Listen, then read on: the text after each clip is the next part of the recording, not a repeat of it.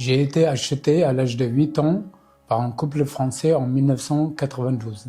Les conditions de mon départ ont été favorisées par la guerre et la famine, ce qui a favorisé à cette époque-là des mouvements de population comme actuellement, il se passe la même chose au Congo.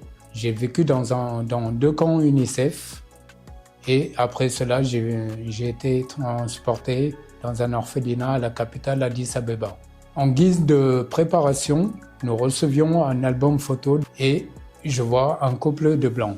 Or, moi j'attendais plutôt que ma famille ressurgisse dans ma vie. Une fois arrivé à Roissy, ce qui rompt clairement les liens avec ton pays d'origine et avec ton identité du coup. Nous sommes partis vers la Dordogne. Au moment où je suis arrivé dans leur maison, il y avait sur une table plusieurs plats qui étaient préparés, certainement en guise de bienvenue. Et le premier réflexe que j'ai eu, c'est de me jeter sur la table. Et la réaction de ces personnes-là a été très violente pour moi. Elle m'a agrippé, la dame m'a agrippé pour me faire comprendre en gros, on ne fait pas comme ça. Certainement, on est en France, on est civilisé. Donc, tu sais que l'enfant vient d'un pays qui connaît une famine et la guerre. Donc, ce qu'il leur aurait fallu, c'est un peu de compassion. Et au lieu de ça, j'ai connu déjà une première agression dans leur maison. Ça a été un précurseur de ce qui s'annonçait plus tard. Ce couple tenait des propos les plus injurieux et rabaissants. Il disait notamment que ils ont payé pour m'avoir. Et pour ajouter à la violence également, il y avait le fait que rapidement, ils voulaient que je les appelle papa, maman. Et du coup, j'ai dû grandir et faire avec. Plus tard, vers l'âge de 10 ans, cet homme-là a essayé de m'abandonner dans les bois. Sur le chemin, il s'arrête au bord de la route et il me demande de me barrer en direction des bois. Et au moment où je voulais partir, parce que de toute façon, moi, au fond de moi, je voulais ne pas rester avec eux, mais il m'a demandé de revenir sur mes pas et ordonné et menacé également d'en toucher un mot à qui que ce soit. Sinon, représailles encore une fois. Quand j'avais l'habitude d'être battu, il m'arrivait souvent de crier à tue-tête dans la cour pour que des voisins ou des gens entendent. Mais bon, le problème au fin fond de la campagne, c'est que les gens ils guettent, mais ils bougent pas du tout. À 12 ans, j'ai fugué et je suis parti en vélo de la Dordogne jusqu'à Libourne. Il doit y avoir à peu près 100 km et j'ai fait ça en une matinée. Et j'étais parti avec une cape de Bob Marley en guise de cape. Et là, j'ai rencontré par chance un homme, un Sénégalais, qui m'a pris sous son aile. Et je lui avais clairement expliqué que j'étais en fugue, que j'avais fui un couple de Français qui m'avaient acheté et qui me maltraitait. Et du coup, il m'a gardé avec lui. J'ai pu travailler au marché avec lui.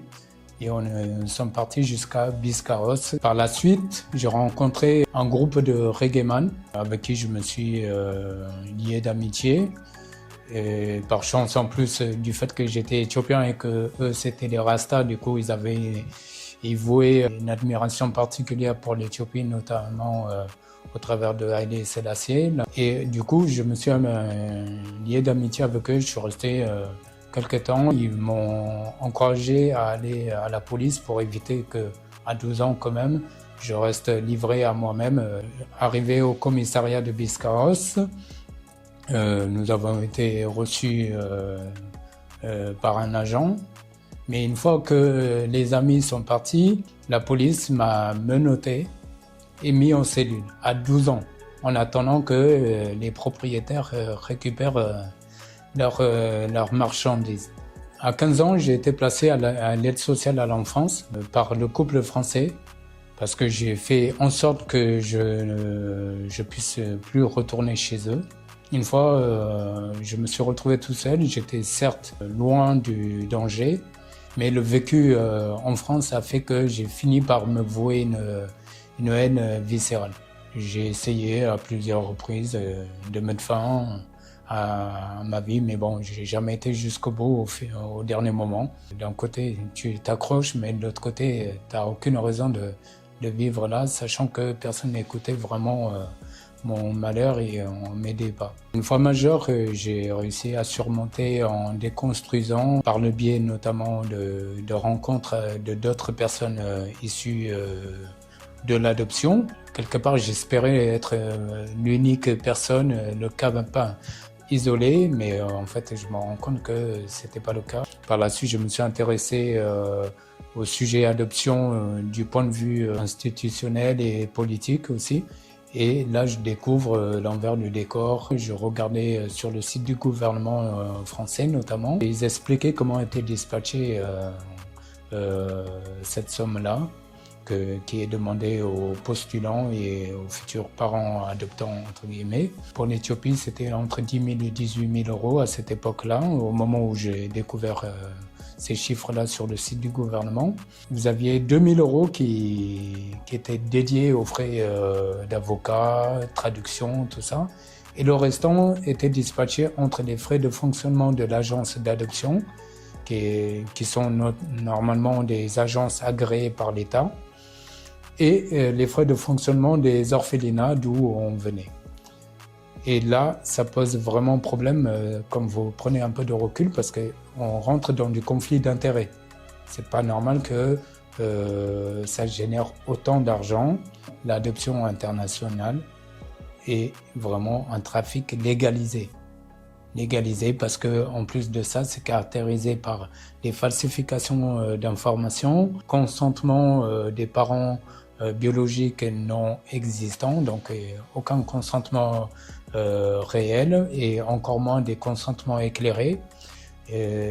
Si parfois il est arrivé que des parents consentent à envoyer l'enfant, c'est parce qu'elles ont été dupées par des associations, des personnes qui leur disaient: si tu envoies ton enfant dans tel orphelinat, il pourra partir en France, en Amérique pour pouvoir étudier et il pourra revenir à la majorité et on te garantit que tu garderas des liens avec ta famille, avec ton enfant.